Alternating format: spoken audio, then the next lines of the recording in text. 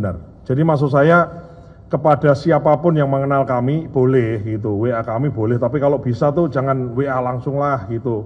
Menghindari fitnah-fitnah ini ya. Lebih baik tetap pakai jalur yang baik. Kalau Anda semua sahabat saya, sayang sama saya, please harus mengadu, harus komplain, harus bertanya ke saluran yang kita sediakan. Kita kumpul lagi di tempat ini untuk kemudian bagaimana Badan Gizi Nasional itu saya ingin dan kami ingin layanan. Kami ini kan sekali lagi kami ini kan memberikan jasa ya, layanan jasa penyediaan makan bergizi.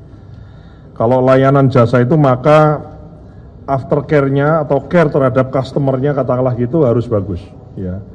Kepada penerima manfaat, kepada stakeholder yang terlibat, apakah itu guru, murid, kemudian juga orang tua siswa, ibu-ibu hamil dan menyusui yang membutuhkan itu harus kemudian mendapatkan informasi yang sesuai. Bapak dan Ibu semua yang saya hormati, jadi hari ini saya meluncurkan atau saya sebagai Kepala Badan Gizi Nasional didampingi dua wakil saya, meresmikan peresmian Pusat Layanan Terpadu dan juga Media Center Badan Gizi Nasional. Ya tepuk tangan dulu boleh lah ya.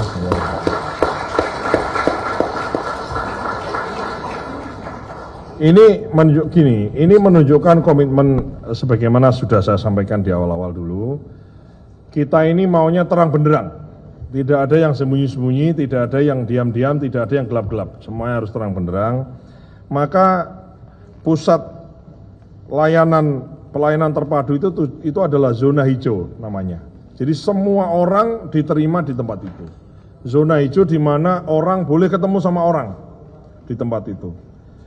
Maka ada juga kalau ada zona hijau maka ada namanya zona merah.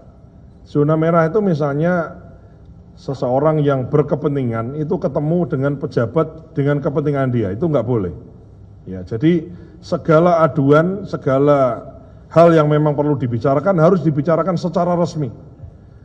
Termasuk saya pribadi membatasi orang-orang yang barangkali dia punya dapur, dia mitra, dia supplier lah, dia entah apalah begitu, saya membatasi untuk tidak saya terima di ruangan saya. Sekali lagi, belum tentu kalau saya terima itu kemudian saya bicara hal-hal yang tidak etis, tapi kalau saya terima itu membuat orang menduga-duga. Jadilah yang namanya fitnah gitu. Jadi saya daripada menjadi diduga-duga oleh orang, apalagi diduga-duga oleh publik, diduga-duga oleh netizen, diduga-duga oleh masyarakat, dan itu diduga-duganya adalah diduga-duga yang negatif, lebih baik itu kita hindarkan. Dan saya bersama dua wakil saya berkomitmen dan kami membawa budaya ini sampai ke level bawah. Di level eselon 1, eselon 2 dan seterusnya, saya larang dengan keras menerima pihak-pihak yang berkepentingan secara gelap-gelap, diam-diam, semuanya harus direspon dengan cara yang proper, yang baik ya. Saya ingin Badan Gizi ini memiliki semacam SLA atau standar layanan yang betul-betul handal ya. Jadi pusat pelayanan terpadu itu adalah tempat curhatnya orang, tempat mengadu orang. Di situ ada call center-nya. Di call center ada nanti diupdate kemudian keluhannya sampai di mana. Jadi mohon maaf, barangkali kalau sekarang ini misalnya kok kemarin-kemarin orang ada yang ngadu lama gitu ya. Nah, kami lagi benahi semua. Kasih kami beberapa hari. Ini insya Allah semua aduan ada nomor aduannya itu di follow up sampai di mana, sudah ditanggapi gimana dan lain-lain. Insya Allah kita siapkan itu semua. Sehingga betul-betul orang itu tidak ada yang tidak merasa puas. Ya, jadi semua orang itu kemudian boleh bercerita, berkeluh kesah atau barangkali bertanya, harus ketemu apa yang dia inginkan. Termasuk pusat pelayanan terpadu ini, baik sistem ada WhatsApp, ada website, ada call center dan lain-lain, itu kemudian yang tidak terselesaikan itu kemudian maju ke meja pimpinan. Jadi kami bisa mengetahui hal-hal mana saja yang tidak bisa diselesaikan di level-level tertentu. Jadi saya monitor tiap hari, kemudian keluhan-keluhan itu. ada memang ya, misalnya ada orang mengenal saya kemudian bertanya, Pak, kok ini top up-nya belum, kami belum bisa masak misalnya.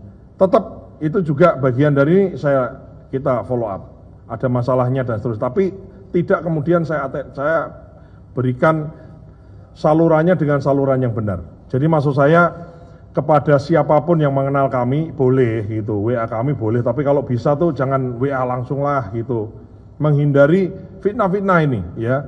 Lebih baik tetap pakai jalur yang baik. Kalau Anda semua sahabat saya, sayang sama saya, please harus mengadu, harus komplain, harus bertanya ke saluran yang kita sediakan. Kami siap untuk memperbaiki komunikasi, pelayanan, kemudian update dari mulai follow up-nya itu kira-kira sejauh mana kita lagi perbaiki ke sana. Jadi saya mohon dukungan semuanya. Insya Allah ini sesuatu hal yang tidak sulit, bukan rocket science, ini hal-hal yang lumrah gitu ya. Bapak dan Ibu semua yang saya hormati, di momen kesempatan ini juga media center penting ya. Saya kira rekan-rekan media bisa ngecas handphone ya kan, ngecas handphone aja ya, kalau ada kopi-kopi lah adalah gitu ya, bisa santai. Indomie, nggak boleh sebut merek, mie instan ya, nggak boleh sebut merek. Mie instan, tadi ada yang usul, salah satu wartawan, Mas Dar kalau bisa ada mie instan gitu. Mohon maaf ini kan namanya badan gizi ya, jadi ya please lah ya, harus yang bergizi ya. Jadi kita namanya BGN itu berawalan dari huruf B, jadi kami ingin BGN itu baik, bagus, benar, bersih, dan bergizi. Nah itu ya.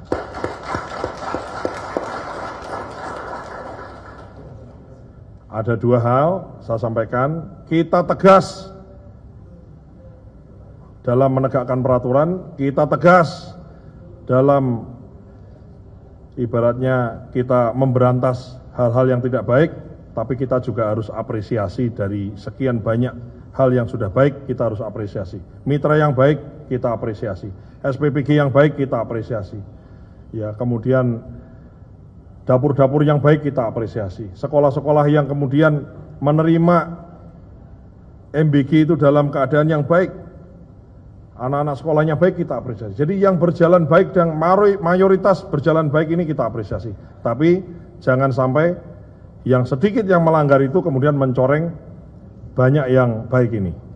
Nila setitik merusak susu sebelanga ya, merusak susu sebelanga. Jadi jangan sampai nila setitik merusak susu sebelanga. Bapak dan Ibu semua yang saya hormati, kami terus berkolaborasi dan berkoordinasi dengan pihak lain. Di momen kesempatan yang baik ini izinkan saya juga mengupdate beberapa hal. Kami tadi sudah melakukan rapat koordinasi tingkat Menko dipimpin oleh Pak Menko Pangan. Ini saya kasih beberapa gambaran ya. Slide sebanyak 40% penduduk Indonesia ya. Di kuintil 1 dan 2 bisa ditampilkan ya. Sebanyak 40% Anda bisa lihat ya, di kuintil 1 sama kuintil 2 itu ada yang di bawah garis.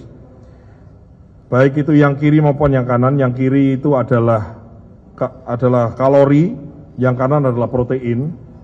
Jadi sebanyak kurang lebih 40% penduduk Indonesia yang berada di kuintil 1 dan kuintil 2 itu mengalami kekurangan kalori dan protein. Mohon maaf kasarannya, kurang makan. Ini menyedihkan, tapi ini realita yang juga harus kita hadapi, bahwa 40% itu kira-kira 116 juta. 116 juta orang kita itu kemudian kurang makan, atau kasarannya lapar. Jadi yang dimakan lebih sedikit daripada aktivitas dia. Ini satu realita ya, sehingga ini saya dapat datanya dari Kementerian Kesehatan. Selanjutnya ada juga pertanyaan mengenai, Pak, ini kan banyak sekali masuk melalui sosial media, ada yang WhatsApp ke kami, ada yang telepon, ada yang ngasih masukan macam-macam melalui saluran Sagi itu juga ada orang menanyakan mengenai 3T. Orang concern sama 3T. Ini kami paparkan berdasarkan SSGI tahun 2024 ya. peta sebaran prevalensi stunting di Indonesia di tahun 2024. 20 kabupaten kota terendah, 182 kabupaten sedang, 220 kabupaten kota tinggi, dan 92 kabupaten kota sangat tinggi. Maka ini hanya peta, tentu saja kalau diklik, kita bisa tahu data detailnya, di provinsi mana, kabupaten mana, kecamatan mana, desa mana kita tahu. Maka kita ingin selain kita berbenah apa yang sudah berjalan ini, kemudian kita pastikan berjalan dengan baik, yang bagus kita apresiasi, namun kita sedang mempersiapkan diri untuk bagaimana kita bisa mengintervensi langsung, memberikan gizi yang pas, yang sesuai, yang dibutuhkan, khususnya di daerah-daerah yang memang angka stuntingnya tinggi dan sangat tinggi. Jadi nanti ada beberapa dapur, ada beberapa SPPG, ini kita lihat yang tinggi dan sangat tinggi stuntingnya ini, kemudian di mana kita lihat sudah ada nggak dapur di situ. Kalau ada segera kita aktifasi, kalau belum dan lain-lain kita fokus ke situ dulu. Sambil kita menata yang memang sudah bagus kita teruskan bagus, yang kemudian yang lain-lain kita perbaiki. Ini contoh saja di slide berikutnya ya. Ini adalah data balita. Jadi kita ini punya data balita. Data balita dapat MBG enggak?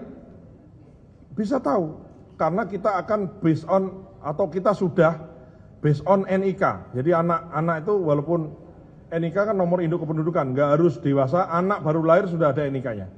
Jadi balita, anak sekolah itu nanti ada NIK-nya. Ini contohnya. Kemudian dapat MBG enggak? Stunting enggak dia?